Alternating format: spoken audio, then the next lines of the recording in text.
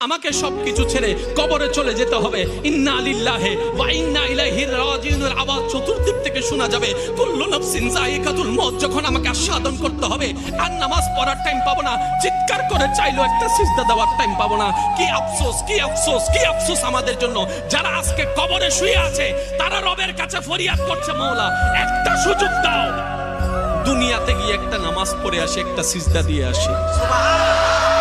কবরবাসী চিৎকার করে রবকে বলে, মাওলা ভুল করেছি, ভুল করেছি, ভুল করেছি, একটা সুযোগ দাও।